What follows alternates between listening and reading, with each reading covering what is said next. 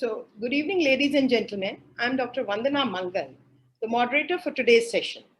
I take this opportunity to welcome you all on behalf of the Regional Anesthesia Forum to this first webinar of a series of webinars on airway management. Securing a safe airway smoothly is an anesthesiologist's forte, but time and again, each one of us has faced a situation where we failed or the process was very traumatic.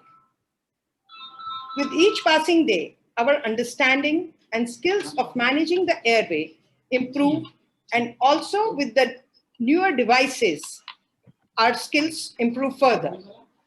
So today is a journey with postgraduates of SMS Medical College, Jaipur, presenting the topic, and to mentor them is none other than Dr. Apex Patwa. To improve our understanding of airway management. To begin the session, we have a set of couple of questions will be displayed on your screen. Select the most appropriate answer. The whole idea is that it's just to see what is the perception of the house. Yogesh, can we have the opinion poll questions, please? Yes, ma'am. You attend the question? Question attention.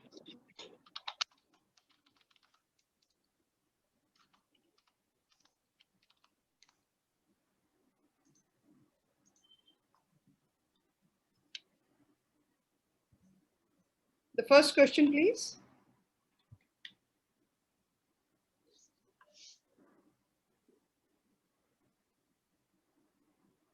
Yogesh.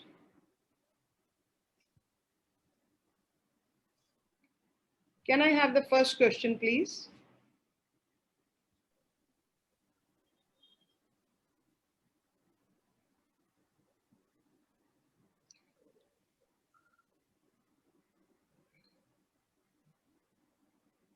So, the first question is, for sniffing position, angle of flexion of neck should be 30 degrees, 35 degrees, 15 degrees, or 25 degrees. Your time starts now.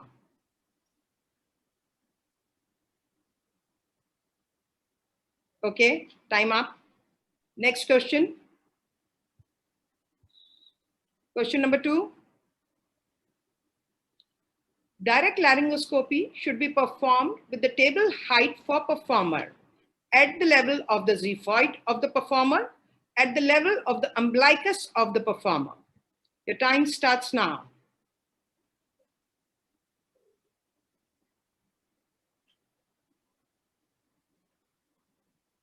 Time up. Next question. Epiglottis is lifted directly with Macintosh blade during laryngoscopy. Is it yes or no? Your time starts now.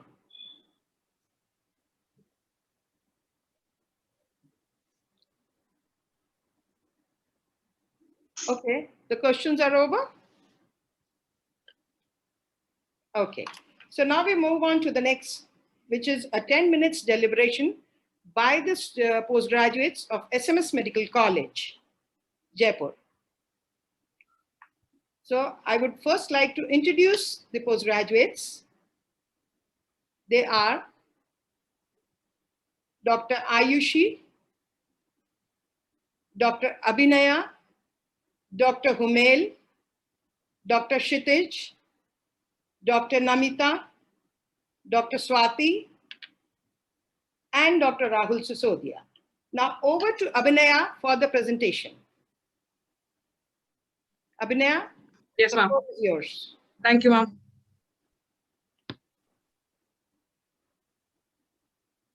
Good evening, everyone. So we ourselves are the presenters, and without mention of Dr. Vandana Mangal, ma'am, who is a scaffold who could bring all of us together for this virtual session. Thank you, ma'am.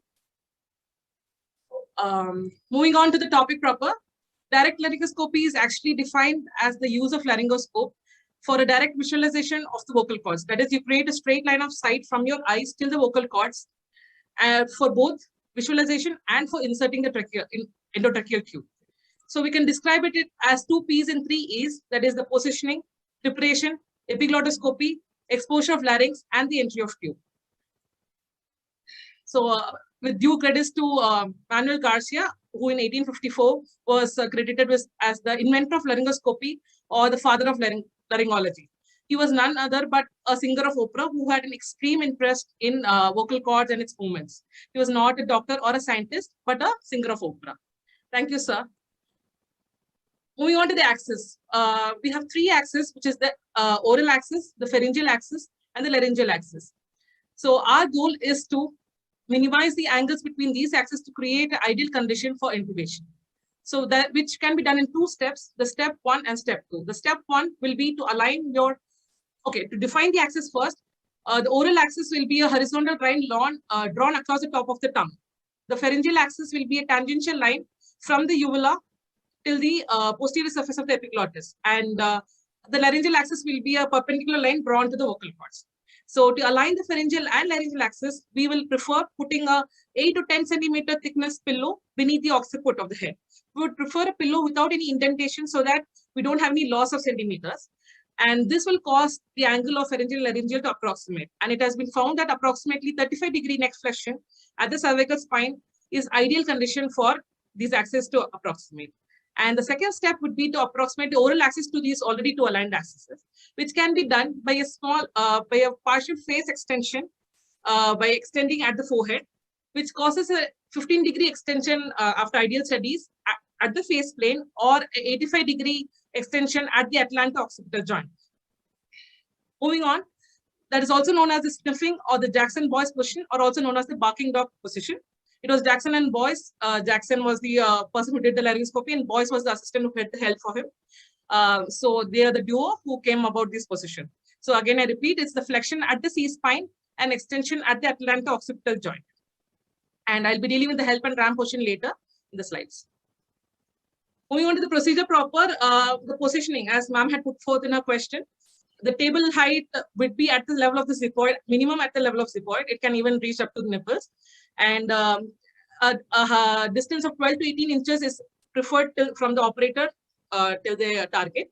And preparation, the laryngoscope, it is better if we hold the laryngoscope down the handle, and the elbow should be kept close to the body.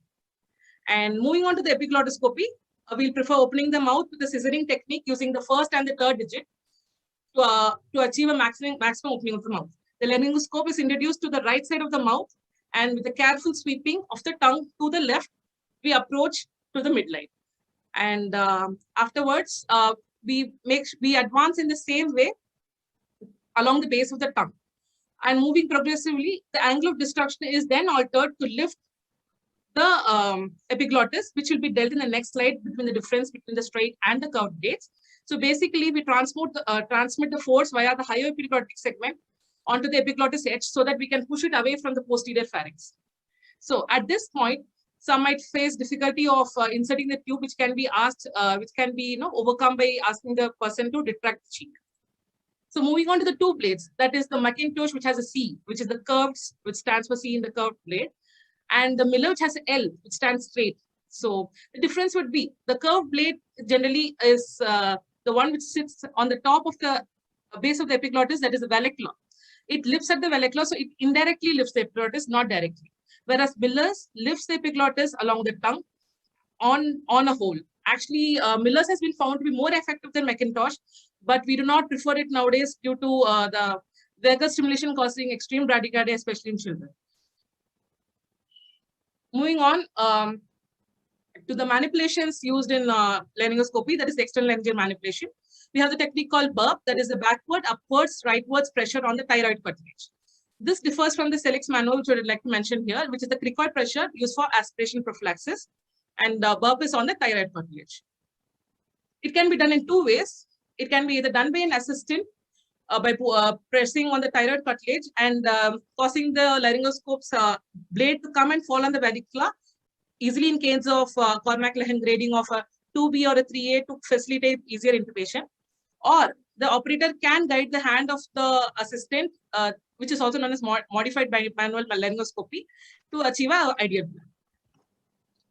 And this is the HELP or ramp, that is the head elevated laryngoscopy position or rapid airway management positional position, which is mostly preferred in obesity patients, where the ideal condition would be to place pillows or inflatable pillows in such a way that a line drawn for the ear to the sternum notch is parallel to the ceiling or the floor, and it helps in achieving a proper ideal situation for intubation, as well as it is known to improve pre-oxidation in such obese patients. And on to some don'ts of laryngoscopy. We would prefer having a straight back, as stooping causes the force to be from the elbow and not from the shoulders. And moving too close to the table will remove the stereoscopic vision, which is possible with the 3D vision. So it is better to have that ideal distance from the table. And it is always advised not to lift from the wrist, and never to be using the treat as a fulcrum, whereas the direction of lift should be towards the forward direction, not in the perpendicular direction. And moving on to the part 2 of the session, I would like to call Dr. Aishi for the session. Thank you.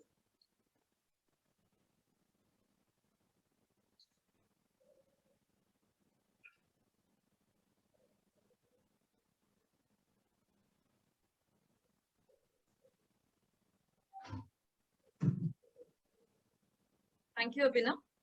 Coming to the next slide, which is about intubation aids.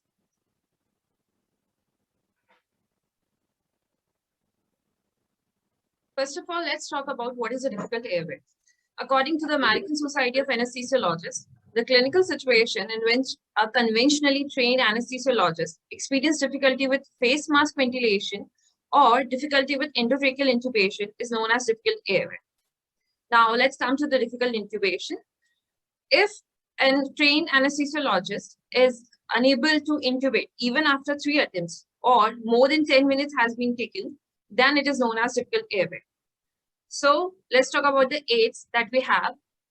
There are various clinical and radiological assessments for the difficult airway. For example, Bowen's criteria, mandibular protrusion test, Mallampati, Cormack-Lehane. But right now, I want to discuss a bit about the Lehman score. Lemon, where the L stands for look externally.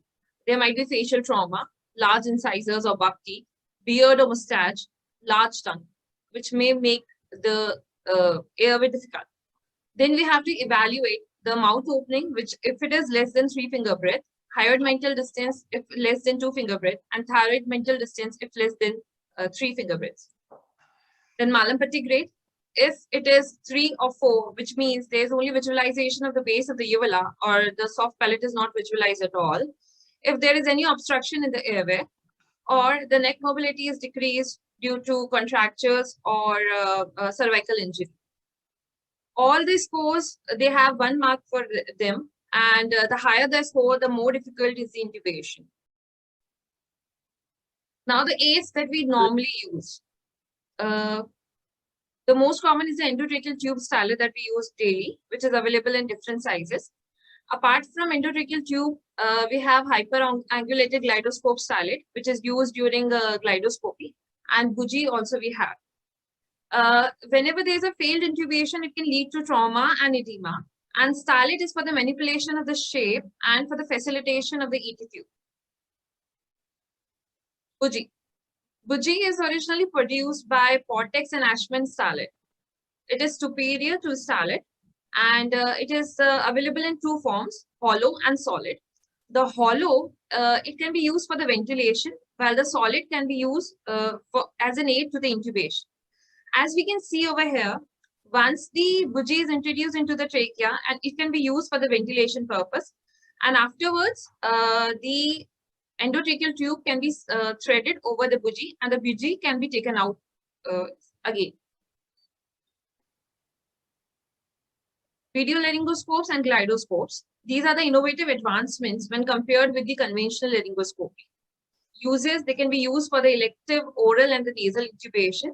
Awake intubation strategy can also be used for the rapid sequence intubation. They can be used for the diagnosis purpose if we are suspecting any oral tumor or any mass or trauma. It can be used for that. For emergency room airway management, it can also be used. These are, they have better efficiency in comparisons to the conventional laryngoscopy. The success rate is better. The time taken for the intubation is a bit longer, but there's a short learning curve. Everyone can learn from this. And the visualization of the inner glottis is very nice and in comparison to the direct laryngoscopy. Now let's talk about the most advanced form that we have, flexible fiber optic laryngoscope. The introduction of the camera, fiber optic camera, lead us to the full view and the motion of the vocal cords. And thus they can be used for the nasal and the oral intubation in case of cervical risk or cervical injury, for any kind of airway stenosis, and verification of the accurate placement of the tube. Here, the fiber optic intubation is done through the oral. And here we can see that after the visualization of the vocal cords, the endotracheal tube is introduced into the trachea. And this is the nasal fiber optic video intubation, in which the endotracheal tube is threaded after the visualization of the trachea, which can be done either awake intubation can be done, or after sedation of the patient, it can be done. It can also be used for the diagnosis purposes. If there is some vocal nodules is there, vocal carcinoma is there, and for, as I already said, for the awake intubation. Contraindications are if the patient is uncooperative, or there is a bleeding or trauma is there. If the anesthesiologist is unexperienced, it has a very long learning curve, and that's why one need practice to for the fiber optic laryngoscopy. These are the references that we have used for the content.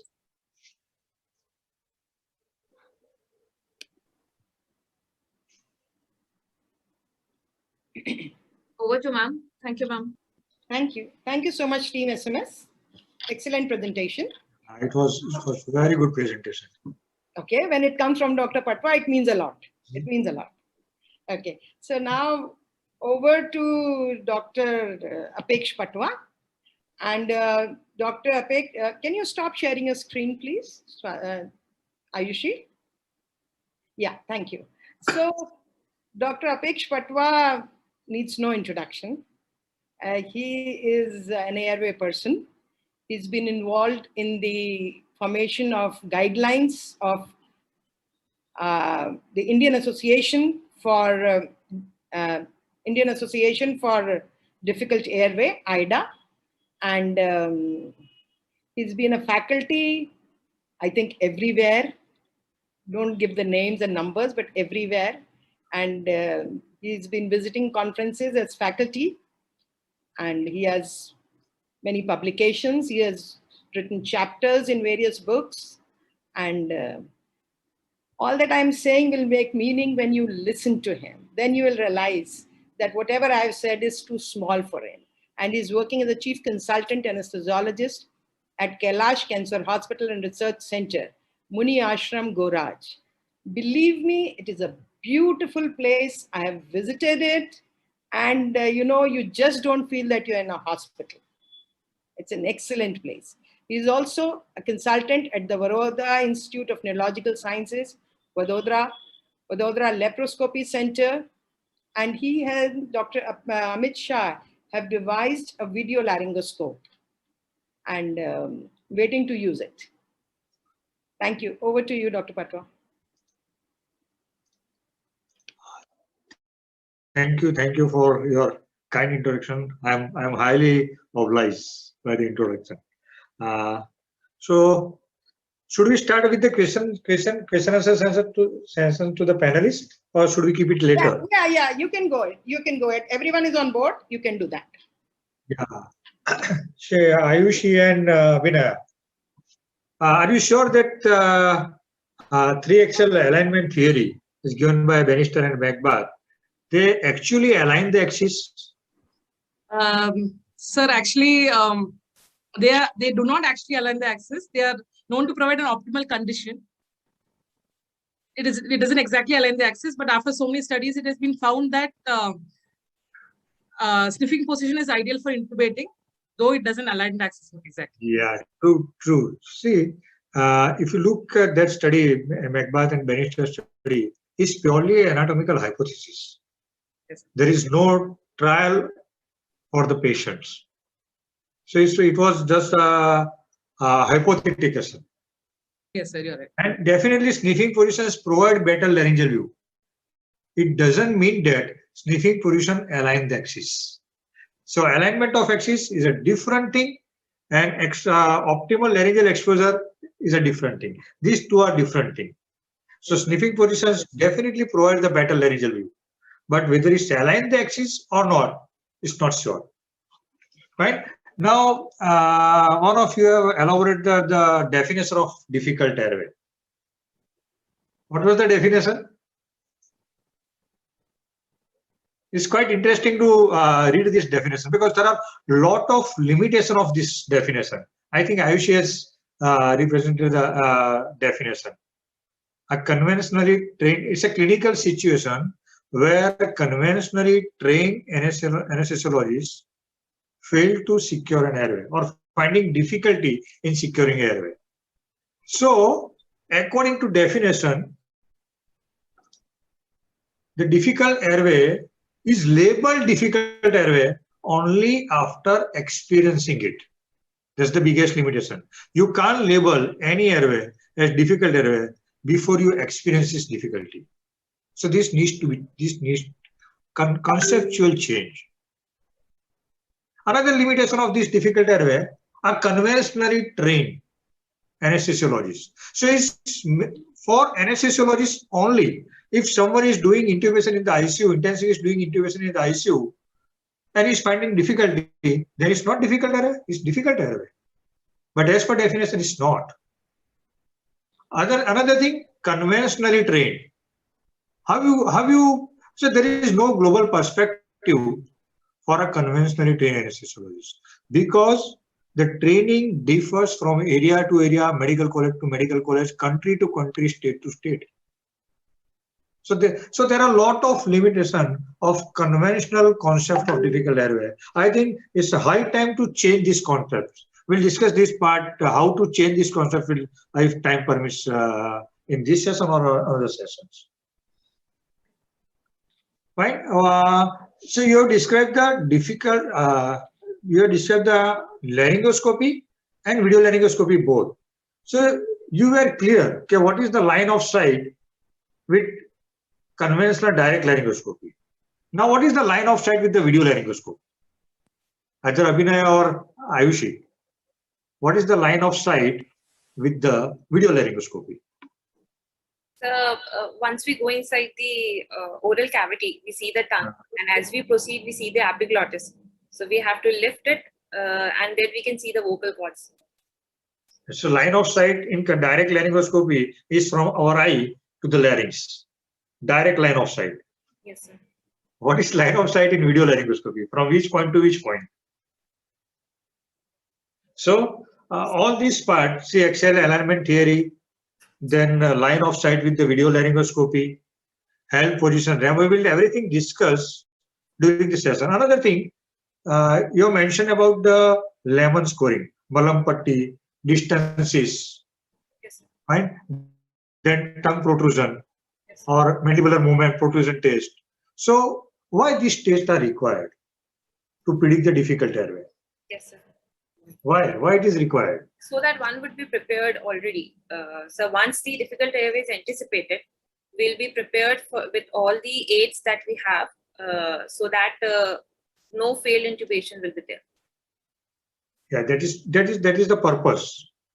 But why only these specific parameters? And why not a single parameter is helpful? So there are You know, plenty of parameters that we have, and due to lack of time, I could be able to include only one. yeah, there are number of parameters. Fine. Yes. And it's clear that as far as anticipation of the difficult airway is concerned, we are not good at it. Because according to evidence is 90% of the time we fail to anticipate difficult airway. And that's the reason there is a need of unanticipated difficult airway guideline. Yes, sir. because we are not sure of anticipating the difficult airway. If we are sure of anticipating the difficult airway, then guideline is not required. Unanticipated difficult airway guideline is not required if we are sure of anticipating the difficult airway. So this part also will discuss during the session if time permits. Fine. So let's start with the session. Opera music.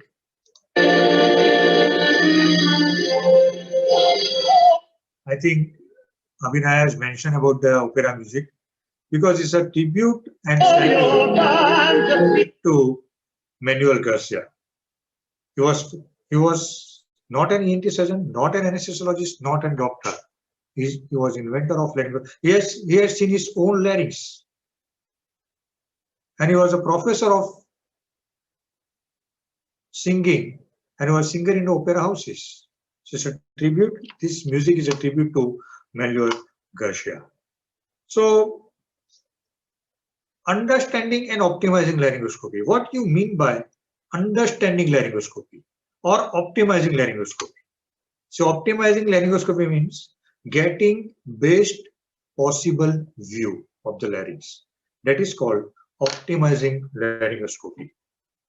So, any of you can intervene in between and ask a question if you are not clear, if I am not clear. Fine. And even I am going to ask you the question in between. What do you mean by understanding laryngoscopy? Means perceiving the procedure of laryngoscopy with the analytical thinking. Why we need to understand? So once we understand the laryngoscopy, then we'll be able to find out the difficulty in much easier way. We don't have to mug out the difficult area predictors like Mallampati 3 and 4 or distances. You need to know why these are having impact on a predicting difficult airway. So what is our view of direct laryngoscopy? To generate a direct line of sight means it's an exposure of the larynx. And at the same time, we are also generating the passage for the or channel for the passage for the endotracheal tube to pass the endotracheal tube. That we call as intubation. That is having three components. First, we need to expose the larynx. Once we expose the larynx, we need to make entry into the vocal cord. And third, there will be a passage of the endotracheal tube up to the trachea. So we'll discuss the first, laryngeal exposure. So already Abhinay has mentioned there are a number of blades are available, and Miller has come out with the first blade in 1941. And 2 years down the line, McIntosh has come out with the cow blade. So what is the difference between these two blades? However, if you look at the evidences, the laryngeal success of laryngeal exposure is better with Miller, but still we are using or we are more used to or more comfortable with the McIntosh blade. Why? I think Vinay has already mentioned the cause. But over and above that is a direct stimulation, direct lifting with the Miller blade leads to vagal stimulation, leads to bradycardia. Another cause, McIntosh was a very aggressive businessman. And his market was beyond the marketing of Miller. That's the reason McIntosh is more popular. Another way, the curvature can easily accommodate the tongue, and we can easily shift the tongue. So if you look at the difference between Miller and McIntosh, so here Miller blade needs to pass from the center of the oral cavity, and it lifts the epiglottis from the inferior surface of the epiglottis. This is a direct lifting of the epiglottis. While in McIntosh, the tip of the laryngoscope blade is placed into the vallecula, and lifting up the vallecula will indirectly lift up the epiglottis. So it's an indirect lifting.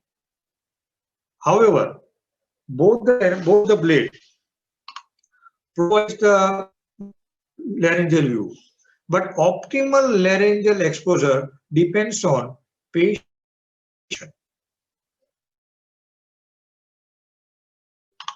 And the first time in 1936, McGill has suggested to use a pillow underneath the occiput and then extension of the neck. However, in 1944, McBath and Bannister has come out with the hypothesis E-axial alignment. According to this hypothesis in 1944, the flexion of the cervical spine and extension of the EO joint or face-place extension provides alignment of oropharyngeal and laryngeal axis, and so it provides the better laryngeal view or optimal laryngeal view. However, in 1989, Horgan has defined the angle of cervical flexion and angle of facial extension, that is 35-degree neck flexion, 15-degree face-plane extension. To achieve this flexion of the cervical spine, 35-degree, you need to keep at least 8 to 10 centimeter height below. Simple donor with the gap inside, occiput goes down near to table height. So that is of no use. Occiput should be at least 8 to 10 centimeter height from the table. So how to give sniffing position? Look at this. This is flexion of the cervical spine, 8 to 10 centimeter height of occiput, and then extension. So again, repeating the video, flexion of the cervical spine, and then face plane extension. This is actual sniffing position. So if you look at the image intensifier view, this is C-spine and this is EO joint. So this is flexion of the cervical spine and then 15-degree and EO joint extension.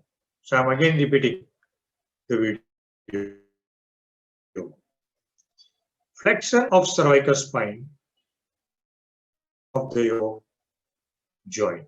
So this is how you should give the sniffing position.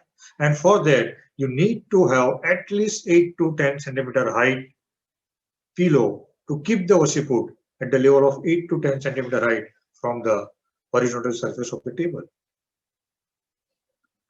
So in 2001, see, 3-axial alignment has been described by Bannister and McBath in 1944. So after almost 56 years, in 2001, Annett has contested the validity of sniffing position.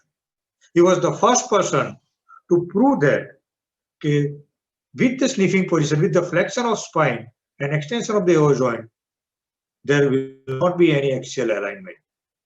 So what he did, see, in 8 volunteers, he took a MRI in a sniffing position and he has measured the oropharyngeal laryngeal axis. And none of the MRI that was there. So he stated that sniffing position do not improve the alignment of axis in the laryngoscopy. Now you should keep in mind. So there are 2 different things, alignment of axis and laryngeal exposure. So he has only mentioned about the alignment of axis. Sniffing position do not improve the alignment of axis, but he didn't focus a word on the exposure of the larynx. However, this study was criticized at that time because all the 8 volunteers was in awake state, and they were non-paralyzed. No laryngoscopy was performed and patients with potential difficult airway were excluded. So he had been criticized by a number of authors and number of clinicians after this publication. So what he did again, in the same year, for more than 396 patients, again he did a study and he stated that sniffing position do not improve the alignment of axis with the laryngoscopy. Sniffing position is helpful for a better glotic exposure in patients with morbidly obesity and with the reduced cervical mobility. And he has suggested to use simple extension position. And this is one of the argument that many times we are not able to intubate the patient in sleeping, we can intubate the patient in simple extension position. So another publication of 2007, if you keep the patient 25-degree head-up position, it significantly improves the laryngeal view. But if you look at the different publication for the better laryngeal view across the globe, most of the publications are in favor of sniffing position for better laryngeal view. If you look at the ADNET publication, he stated sniffing position do not align the axis. But he didn't stated that it do not provide the better laryngeal view.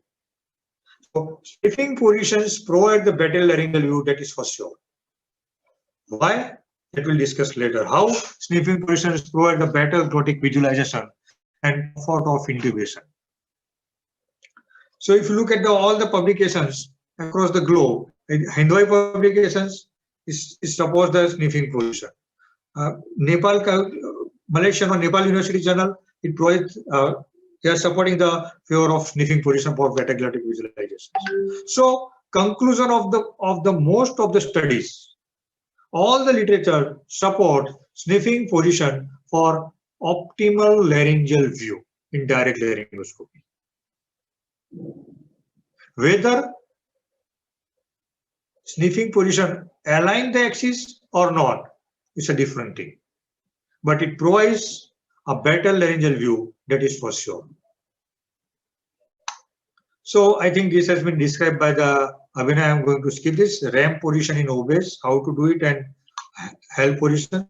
So if you look at this number of publication, there are a lot of controversies for the positioning for the optimal laryngeal view. Most of the study favoring the sniffing, few study favoring, and study favoring the extension positions. One of the least studies is favoring the head up 25-degree head up positions. So there are a lot of controversies. This requires rethinking about the laryngoscopy. And in 2008, Dr. Grillen, an Australian anesthesiologist, has come out with a very excellent concept to understand laryngoscopy and points which makes the laryngoscopy difficult.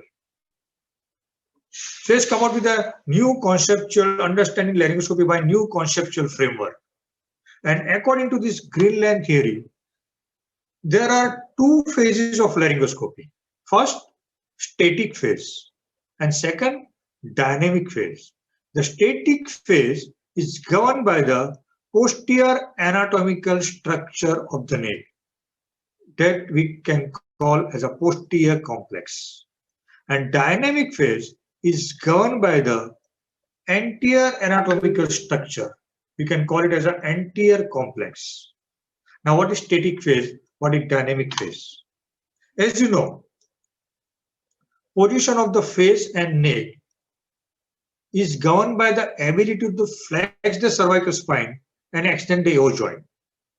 So this needs to be adjusted before doing laryngoscopy, and throughout the laryngoscopic procedure, we need to keep the same position, same static position. So that's the reason it's called static phase. And the structure involved to maintain static phase is the posterior complex structure like cervical spine and AO joint. So any disturbances in flexibility of cervical spine and AO joint, like patient with cervical collar or ankylosing spondylosis or trauma. So we are unable to give the position, flexion of cervical spine and extension of the AO joint, and which makes the position difficult and so it makes the laryngoscopy difficult. So this is posterior complex theory, and the static phase is governed by the posterior anatomical structure, C-spine and AO joint. And any disturbances in this posterior structure leads to difficult positioning and so difficult laryngoscopy. So when we are predicting the difficult laryngoscopy, we need to understand, we need to judge the flexibility of cervical spine and AO joint. So this is the reason why we are doing a head extension to predict the difficult airway, difficult laryngoscopy. So this is how you should understand and analyze the laryngoscopy. Now coming to the dynamic phase. So what is dynamic phase of laryngoscopy? That is governed by the anterior anatomical structure of the neck. So dynamic phase means actual anatomical changes which are taking place during the performance of the laryngoscopy is called dynamic phase of laryngoscopy, like mouth opening, retraction of the tongue, epiglottic lifting. Means these are actual anatomical changes which are happening during the laryngoscopy. That's why it's called dynamic phase of laryngoscopy. And this phase is governed by the anterior anatomical structure, mainly anterior complex. This is quite interesting how anterior complex explain the laryngoscopy and points which make the laryngoscopy difficult. So according to this anterior complex, so anterior complex is inverted imaginary pyramid, and base of that pyramid is formed by the bilateral temporomandibular joint and lower bottom incisor, and apex is formed by the tip of the hyoid bone. So it's an inverted pyramid. So this is anterior complex. What is situated behind the hyoid bone, that is epiglottis, and what is situated behind the thyrocartilage is a vocal cord. This is not part of anterior complex. So anterior complex is inverted imaginary pyramid, and base of that pyramid is bilateral temporomandibular joint and lower bottom incisor, and apex is hyoid bone.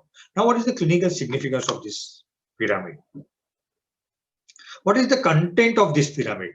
So if you look at this video, see, are you able to see this dark structure? This dark structure, that is tongue. You can pursue the tongue movement here. Again, I'm repeating the video. So it's a tongue. Are you able to pursue the tongue movement? So the content of anterior complex or this pyramid is mainly a tongue and submandibular tissue. Now let's have an example how is having a clinical impact. How is importance this anterior complex theory? Suppose this is a normal mandible with the normal anterior complex. Now it's possible for normal tongue to accommodate by the normal tongue. But what happens? Suppose there is a narrow mandibular ramus. Because of narrow mandibular ramus, and there is a confined space into the anterior complex. And because of this confined space into the anterior complex, for normal tongue is almost impossible to accommodate it into the anterior complex. So this normal tongue, when this mandibular ramus is narrow or there is a confined space into the anterior complex, shifted down in here into the hypopharynx. And that is the culprit. You are able to, during direct laryngoscopy, you are able to retract the oropharyngeal tongue. You are not able to retract the hypopharyngeal tongue. And that's the cause of difficult mass ventilation. Hypopharyngeal tongue is a cause of difficult mass ventilation, difficult laryngoscopy, and it's one of the cause of obstructive sleep apnea also. Now let's take an example of another example. Suppose there is an enlarged tongue, hugely enlarged tongue in obesity. So there is a normal space into anterior complex. Because of enlarged tongue, volume of the tongue increases. And this is not possible for enlarged tongue to be accommodated by a normal anterior complex. And again, this tongue shifted down into the hypopharynx. So this hypopharyngeal tongue obstructs the view of larynx. It's very difficult to retract. You can easily retract the oropharyngeal tongue, but you can't retract the hypopharyngeal tongue. So it's a cause of difficult mask ventilation, it's a cause of difficult laryngoscopy, and it's one of the cause of obstructive sleep apnea. So Mallampati, once we measure the Mallampati classification, Mallampati grade 3 and 4, it represents the enlarged tongue. When it represents the enlarged tongue, this enlarged tongue is not possible to accommodate in the normal anterior complex, and it's become hypopharyngeal, and that's the reason you get the difficult laryngoscopy. So that's the reason we need to look at the Mallampati score, because it's indirectly giving idea about the hypopharyngeal tongue. Fine. So now we look at the hyoid bone. See, hyoid is a free bone. It's attached with the epiglottis with the epiglottic hyoid ligaments. And with the movement of hyoid, the position of the epiglottis changes, which obstructs the airflow or allows the air to go into the larynx. And during dynamic phase of laryngoscopy, hyoid is drawn anteriorly, forward, and downward. Look at this. This is very interesting video. See, this is hyoid bone, this is mandible, and during dynamic phase of laryngoscopy, hyoid is drawn anteriorly, forward, and downward. And even mandible is also pushed anteriorly, forward, and downward. I'm running this video again. See, hyoid is drawn anteriorly, forward, and downward, and mandible is also pushed forward and anterior. And if you look at the tissue, tongue and submandibular tissue between the mandible and the laryngoscopic blade, so there is almost total compression of the submandibular tissue between the laryngoscopic blade and mandible in order to create a direct line of sight. So it's clear that there is significant amount of shift and compression of the tongue and submandibular tissue during dynamic phase of laryngoscopy. So the success of laryngoscopy or success of laryngeal exposure is highly dependent on our and anesthesiologists or clinicians' ability to shift and compress the submandibular tissue and mandible. And again, this is depend on volume of submandibular space, like in case of acromegaly or obesity, there is increased volume of space.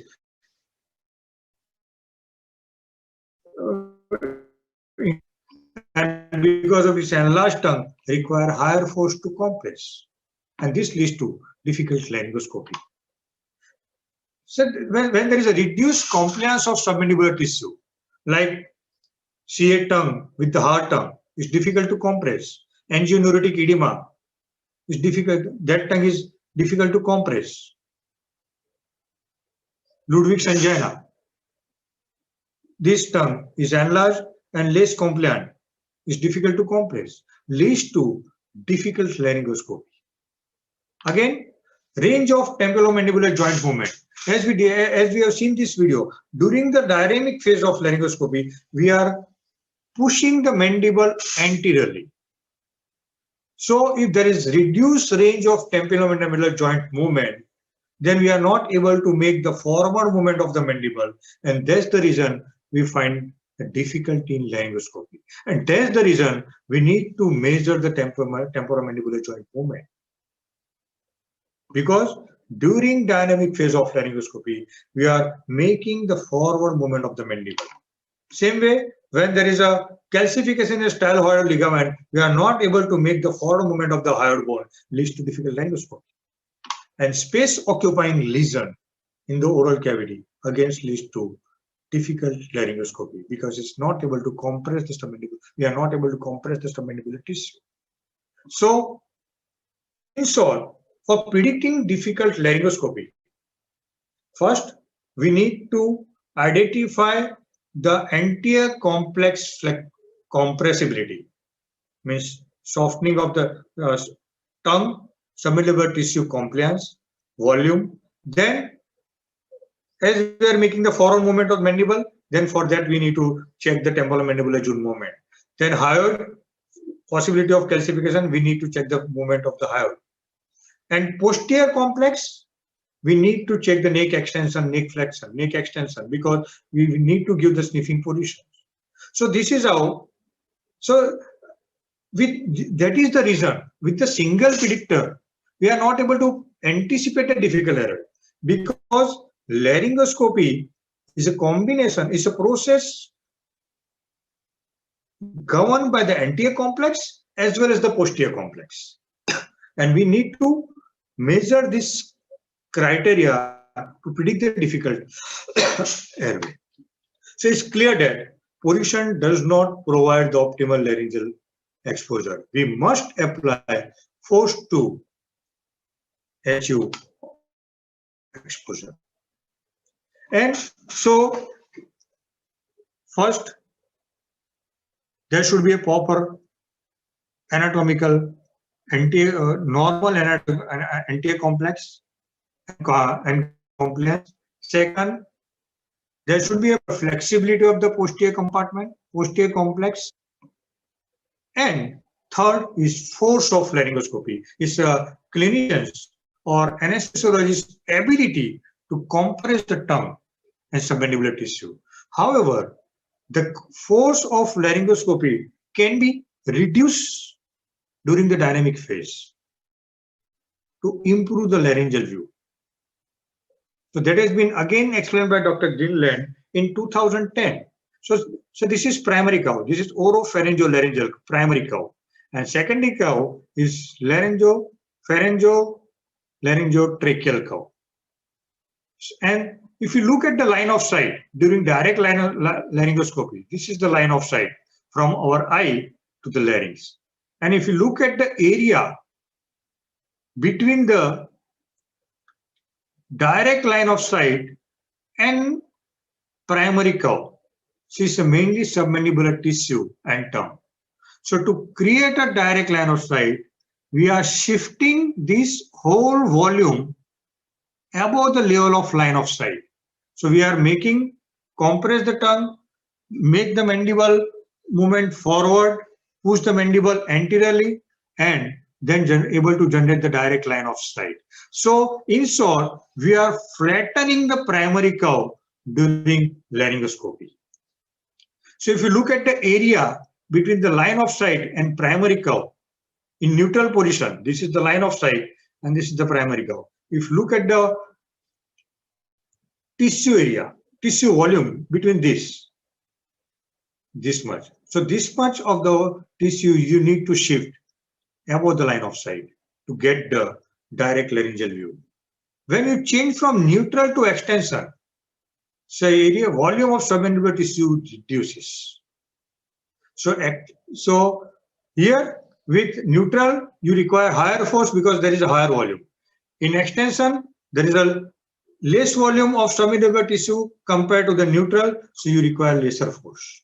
And if you change the position from extension to sniffing, there is significant reduction in the submandibular tissue between the line of sight and primary cow.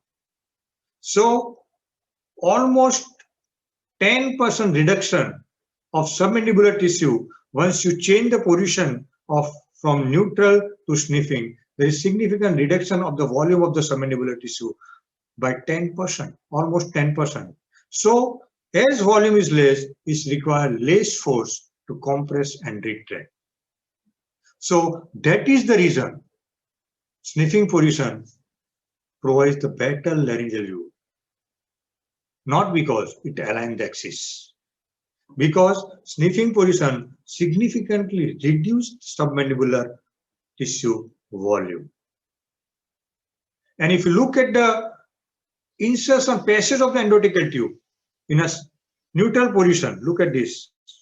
This little bit angle. And if you look at the sniffing position, it's a straight.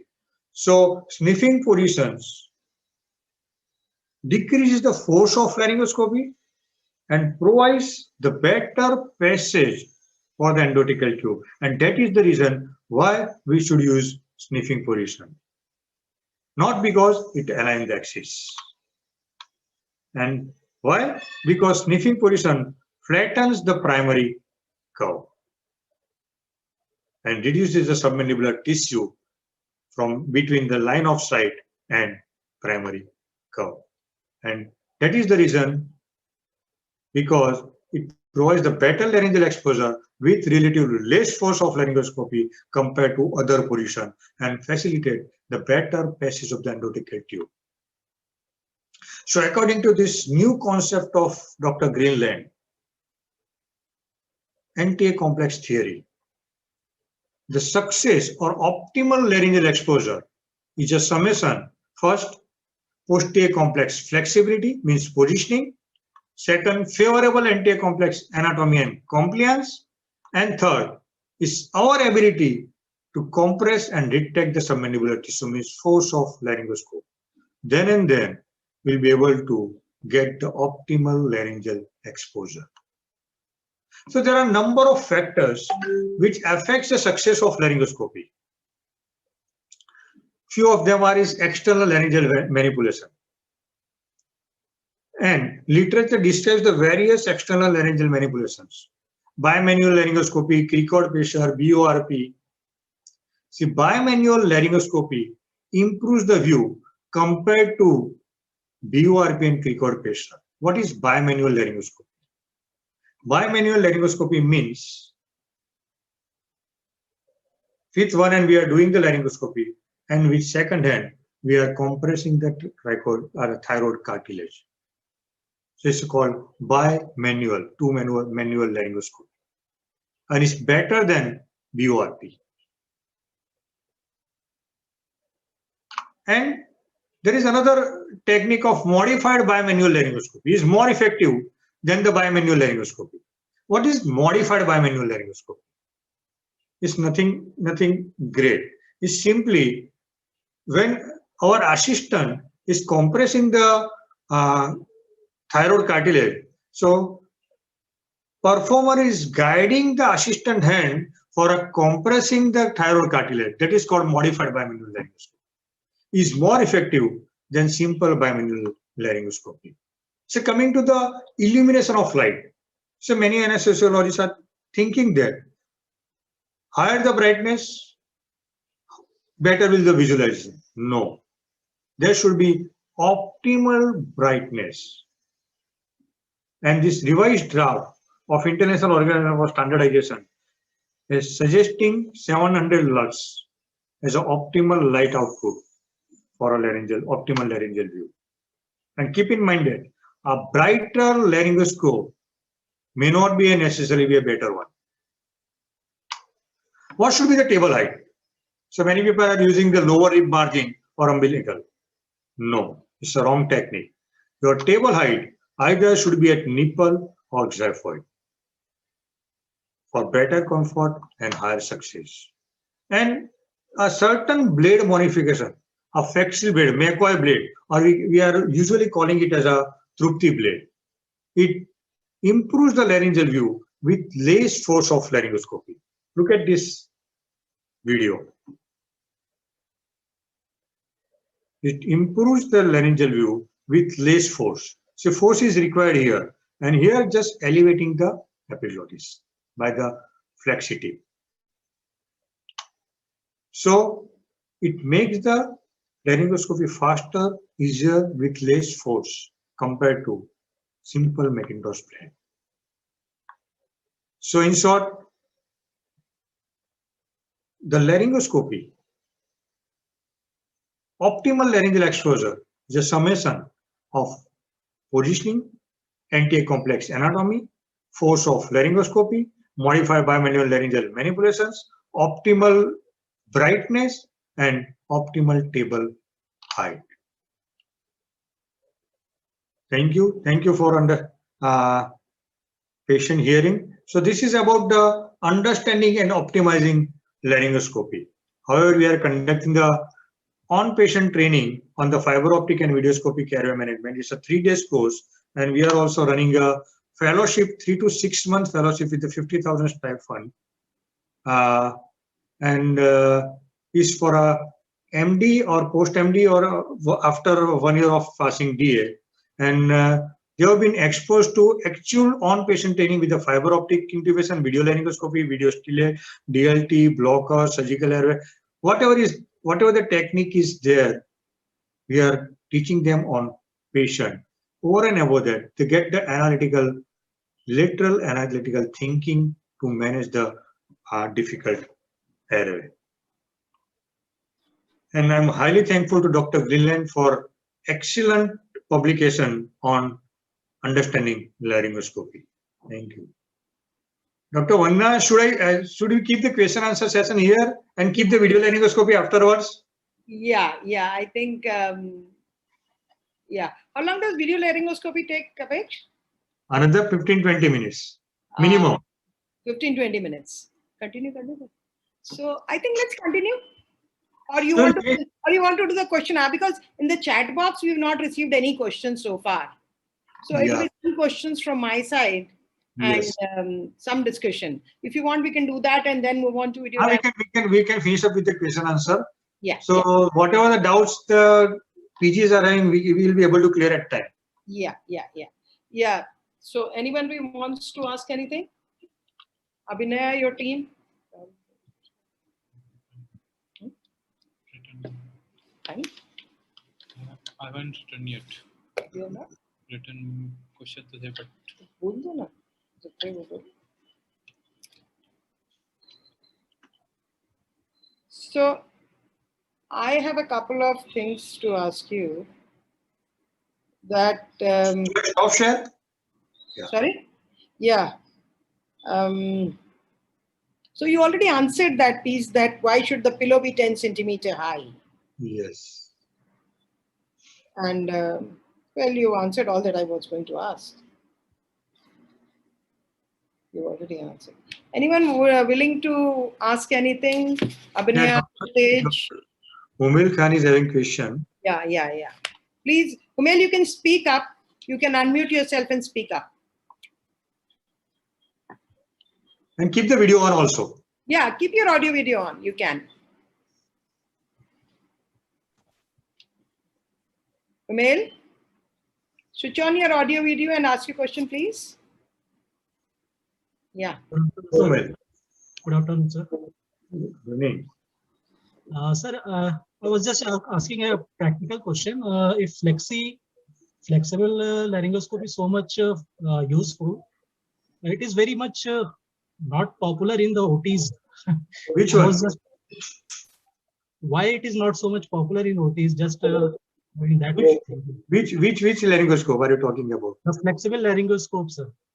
Flexible laryngoscope. Flexible laryngoscope. Yes, sir. First thing. So, are you talking about flexible laryngoscope or flexible bronchoscope? Flexible laryngoscope, sir. I have seen only one laryngoscope in my just all 1 year of anesthesia MD duration. See, And first thing. See, when you are using any flexible endoscope, you need to have an optimal training for that. One thing. And you need to develop a hand-eye coordinations, because you are looking at the screen and performing through the oropharyngeal laryngeal airway. That is one thing. Flexible laryngoscope. Another thing. Many times it's not easily available. Fine. And with the flexible laryngoscope, you can guide your intubation. You can not actually perform the intubation. You need to guide your intubation, because you can't railroad your tube over the laryngoscope, because flexible laryngoscope is having length of 17 centimeter. So you can visualize the larynx, but you need to maneuver the tube to get into the larynx. You can't load the tube over the flexible laryngoscope. Instead, if you are using the flexible bronchoscope, then you can load the tube over the bronchoscope and railroad the tube once you are at the level of carina. So if you look at a flexible endoscopic bronchoscopic intubation, is actually a blind intubation.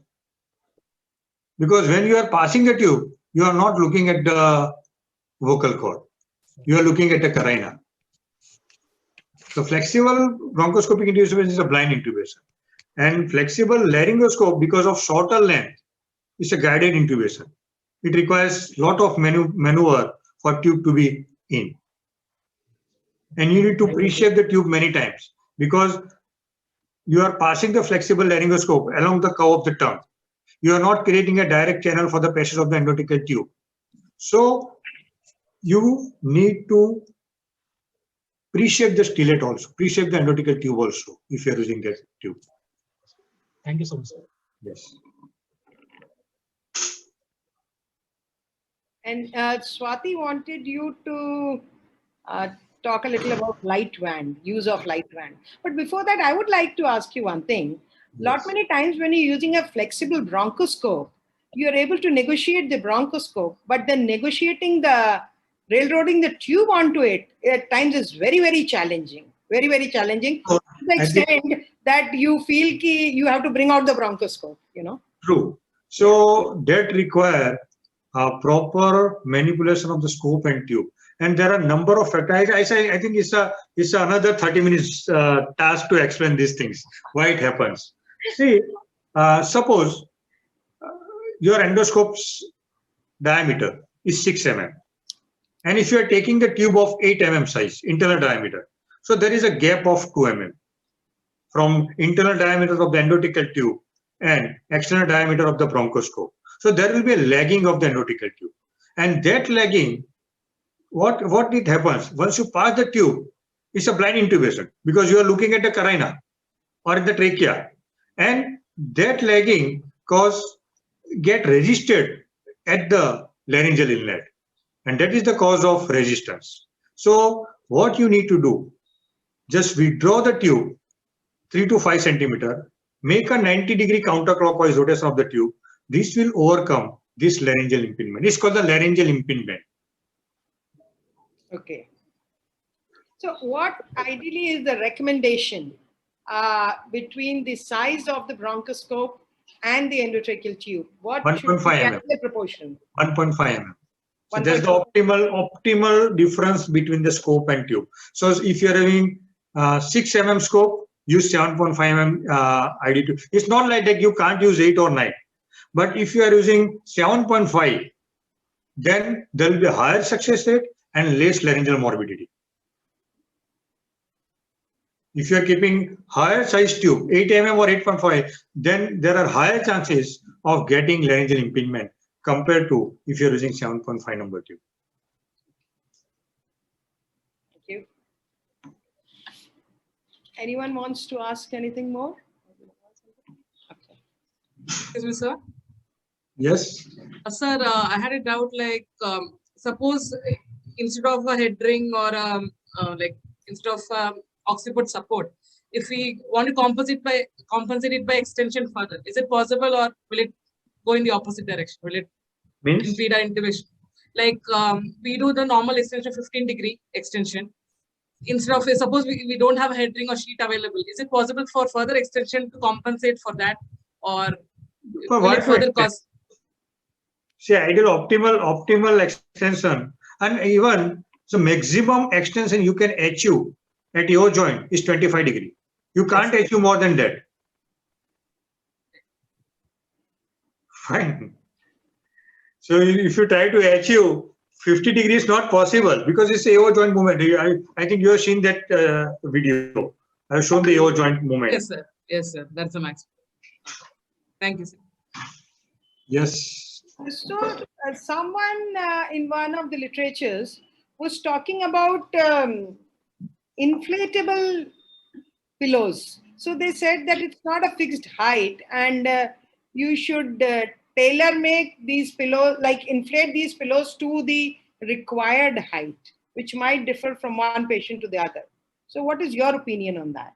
Whatever the device you use, keep the occiput at 8 to 10 centimeter height. That's the simple way.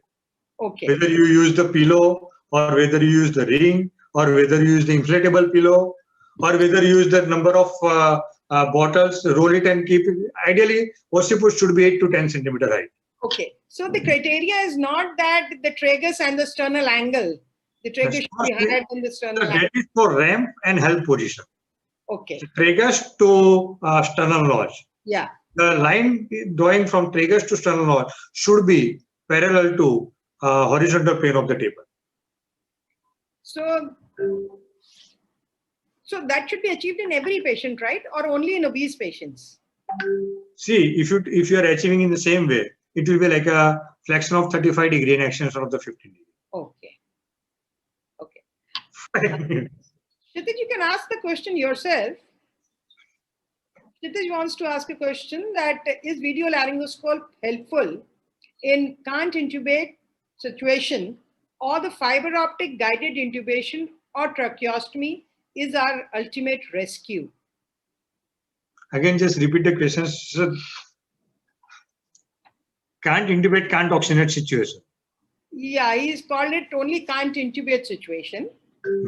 So in those situations, he's asking, is a video laryngoscope helpful? Otherwise, do we have the only resort of a fiber optic bronchoscope or a tracheostomy? So, see, there are a lot of misconceptions of in this question. First thing, can't intubate. So when you label the can't intubate, means you are not able to intubate with the more than at least 2 attempts of the laryngoscopy, either, or 3 attempts with the laryngoscopy, either with video or with direct. Fine. So if you can't intubate, then there are a number of options available with you.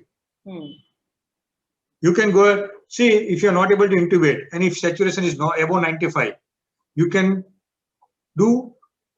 pass a supraglottic airway to ventilate that patient. Right. There is no option for going for. So fiber optic is no role in unanticipated difficult airway. Is having only place in unanticipated difficult airway when you are able to pass the supraglottic airway devices, and you want to continue with you want to intubate the patient and continue with the surgery, then you need to pass the endotracheal tube with the guidance of the fiber optic scope through the supraglottic airway. That is the only role of fiber optic scope in unanticipated difficult airway. Otherwise, there is no role of using flexible endoscope at any point of time when you encounter unanticipated difficult airway. Right. Then there is one question there. Someone wants to understand, Dr. Chitra wants to know that is there any practical way to improve laryngoscopic view in patients with decreased neck mobility? Patient with decreased neck mobility. So try to achieve help for ramp positions by aligning the tragus line drawing from tragus to the sternal notch parallel to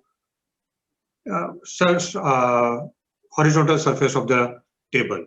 But many times it's not possible because of neck extension. So there is no alternative you can use to do that. So predict that patient as a difficult, will be having a difficult airway. And then according to move on. We'll discuss the how to tackle the difficult airway cases in a next session. Right. Then there is one more question Dr. Lalit wants to ask, that in absence of flexible fiber scope in patients who have a cervical fracture and you don't have a flexible bronchoscope, how do you work? How do you try to intubate these patients? See, there are a number of options available. The most important thing is that you should be having enough skill and expertise to use that device. That is number one. And second, why to compromise on patient safety? When fiber optic is indicated, why not to use fiber optic? If it is not available, make it available. Why are you compromising on the patient safety? I am having number of options. I can use the light when I can use the video stimulate, I can use the video laryngoscopy. And why to do that? Why to make a patient safety? Compromise the patient safety. If it is not available, make it available and do it. Okay. The setups don't provide a lot of things. So that constraint is always there. That constraint is always there. Chalo, now it's already 6:15, right? Did you answer Lalit's question? Which one? Acha, you said if I make it available. But suppose there's an emergency and you don't have it, then how do you manage? You have to tide over the situation. I think McCoy blade is a good choice in that. No, I am going for either most probably video laryngoscope. I'm not going to go for a Then see what we'll do. I don't have a video laryngoscope. Make it available. Make it available. I have a flexible bronchoscope, but I don't have a video laryngoscope. So what we'll do from by next session, we'll keep 2 or 3 cases, different cases. Right. We'll be having we can discuss that points like this case, cervical spine injury, what to do next, what are the options, what are the pro and cons of each option, the advantage, disadvantage of each option. Right. So, any more questions, or I will ask them to display the results of the poll, although it's in a slightly different format, but yes. Yogesh, can you please display the results of the poll? Sure, ma'am. Thank you.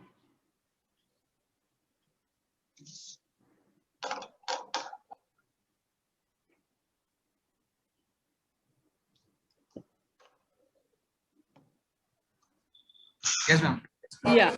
So the Question first question for the sniffing position angle, 33% have said 35 degrees, and 25% have said 30.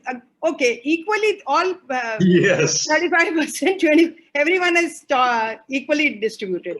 The answer is equally distributed, but now I think everyone knows the answer is 35 degrees. Okay, the next one, Yogesh.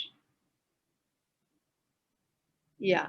So question on direct laryngoscopy should be performed at which table height? So 40% have said at xiphoid and 60% have said at umbilicus. I'm sure by the end of this talk, everyone is on to at the level of xiphoid. Okay, the third one. Epiglottis is lifted directly by Macintosh blade. 42% say yes and 57% say no. So there's a large proportion of people who have got confused between the Macintosh blade and the Miller blade. So I hope they stand corrected at this point of time. Okay, that's all. It's the indirect lifting of the epiglottis. Yeah. So all good things have to come to an end. And so this session also has to come to an end. And it was a very interesting, useful session. Cleared a lot of our common misconceptions that we had been carrying for quite some time. And so this concept of the anterior and the posterior compartments is a very interesting compartment, very interesting concept for us to understand that where does the difficulty lie and how to tide over it. So can I ask a question at this point? I missed it. How do you assess the anterior compartment? To assess the posterior compartment is very easy, but the compressibility of the tissue, how do we assess this? Because that is the challenge. And we are not able to assess whether we will be able to lift the epiglottis or not. See, in most of the literature, they are mentioning about the Malampatti scoring or by distancing or upper lip bite test for a mandibular movement. joint movement. So important thing when you are suspecting difficulty. So what you will just take this chin and press over here. If it is hard, suspect is a non-compliant submandibular tissue. Specifically, patient with the radiotherapy. If it is hard, then it's a non-compliant term. And you are definitely going to find a difficulty because you are not able to compress the tongue between the mandible and the laryngoscopic blade. So, Apesh, you tell me some way of objectively assessing it, because we do a lot of maxillofacial injuries. So we would try to assess this dynamic component more, the anterior component more objectively, and come to some conclusion with you. See what we are doing during dynamic phase. We'll just first, during the laryngoscopy, we are opening the mouth. So for that reason, you need to check the mouth opening. And then what we are, second step, we are inserting the laryngoscope and retracting the tongue. So that comes Malampatti, is a larger tongue or smaller tongue, then compliance of the tongue. And specifically, suppose you are head and neck cancers, suppose CA tongue, and tumor is hard, it's difficult to compress that tongue. Or suppose ulcerative growth over the tongue, and you are not, and it's on the right side of the tongue, and right side is fixed, you are not able to retract towards the left. So this is how you should judge the difficulty. So everything is not in the book, but once you understand the laryngoscopy, you will be able to predict the difficulty. Then another thing, now you are going to lift up the epiglottis or compressing the tongue. So you are compressing the tongue anteriorly. We are making this making the movement of mandible anteriorly, shifting the mandible anteriorly. For that, so there has to be proper movement of the mandible. So for that, you need to look at the temporomandibular joint movement. If it is fixed, you are not able to protrude the mandible forward. So it's just understand the laryngoscopy, you'll be able to find out the difficulty. That's what I'm saying, the static and the dynamic component, the anterior complex and the posterior complex component. And another important thing, see, you can easily predict the anterior complex problems, posterior complex problems, and middle complex problem, means the air passage. That can be easily judged by the history. Like suppose someone is having a vocal cord lesion. It's sort of a compromise airway, not a. So, change of voice. Fine. Patient is getting difficulty during breathing difficulty during supine. So again, compromise. That is middle column problems. So anterior complex, posterior complex, and middle complex. So if you understand the laryngoscopy thoroughly, you will be able to find out the difficulty. That is for sure. And you have made our understanding of the laryngoscopy extremely clear, extremely clear. I'm pretty sure that everyone's gone clear on it. So before we close the session, Apeksha, I would like you to distribute certificates to these participants, these residents who have made an excellent effort to prepare this presentation. Sure, I'll just make a notes. See, both of your students, Abhinay and Ayushi, they did an excellent job. They have covered almost what are the actual basics of laryngoscopy in an excellent way. So whatever I have covered, they have already covered. Only way and the approach toward the presentation was different. That's the only thing. Yeah. Okay. Thank you so much. I'm pretty sure these girls and boys are doing. Okay. So now may I, Yogesh, the certificate distribution? Yes, ma'am, ready. Yeah, ready. So first, Dr. Ayushi Dadich. Dr. Apeksh Patwa will give certificate to Dr. Ayushi Dadich. Ayushi, can you please come on? Yes, ma'am. Thank you. Yeah, Ayushi. So you did a great job and you deserve this certificate. Thank you, sir. So that was such a simple description and it cleared a lot of doubts about the airway and the laryngoscopy. Thank you for such a wonderful presentation, sir. And for giving us chance to just present this small PPT in front of you. Okay. Thank you, ma'am. You can contact us at any point of time when you get when you find out difficulty. We'll be there to help you out. Thank you. All PGs. Doctor, no, it's only restricted to PGs. Kya? Apeksh, we can't ask you for help. Okay, Dr. Abhinaya Kanaya. Yes, ma'am. Yeah, your certificate. Thank you, ma'am. Thank you, sir. Good Sir, it job. was really it was really good to see many faces virtually, at least, in this lockdown and pandemic. Thank you so much. Thank you. Umail Khan. Thank you, sir. Umail. Yes, sir. Thank you so Good. much, sir. Oh, Kshitij Kumar. Apex, all of them have. From there? Okay. Thank you, All sir. of them have Thank you, sir. contributed to It was an making honor. PPT. they are part of preparation of the Yeah, PPT. yeah. Hey, all of you did a good job. Thank you, sir. I must appreciate. See, at the level of PG, you have covered almost each points in the laryngoscopy. Good. Dr. Namita.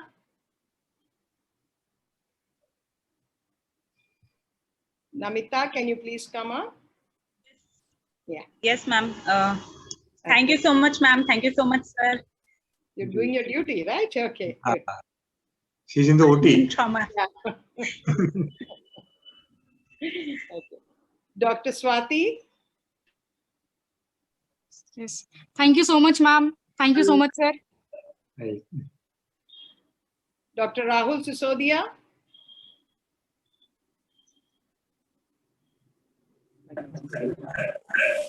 Good evening, sir. Thank you so much for that enlightening. I'm sorry.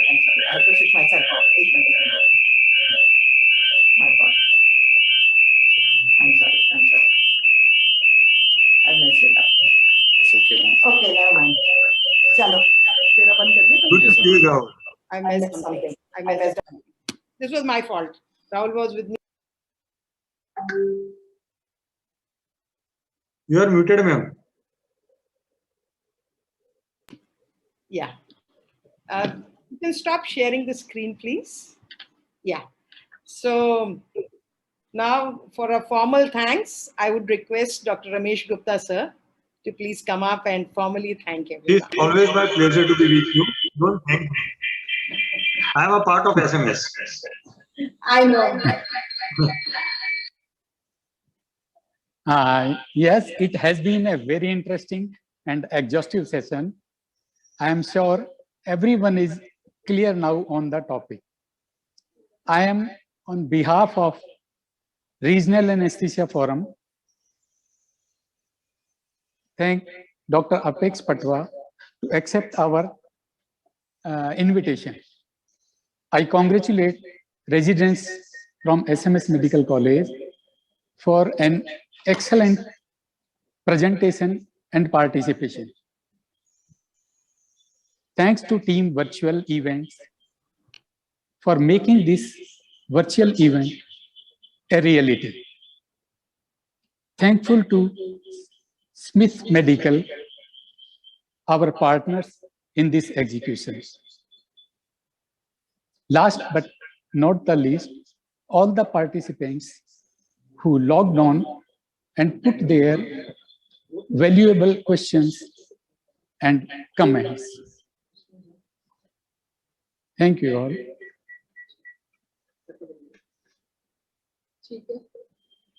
Chalo.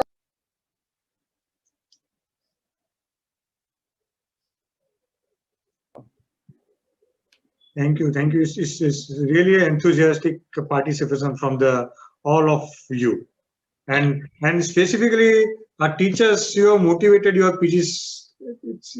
It's appreciable. See, they have done it all by themselves. I have not contributed anything to their presentation. It is absolutely made by them. They just sent it to me to see, but I have not asked for any alteration. It is exclusively their doing.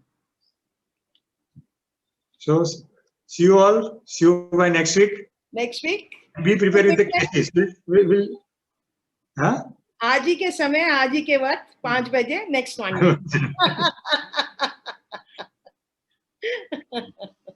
Thank you. Bye. Thank you. Thank you. Thank you. Thanks so much.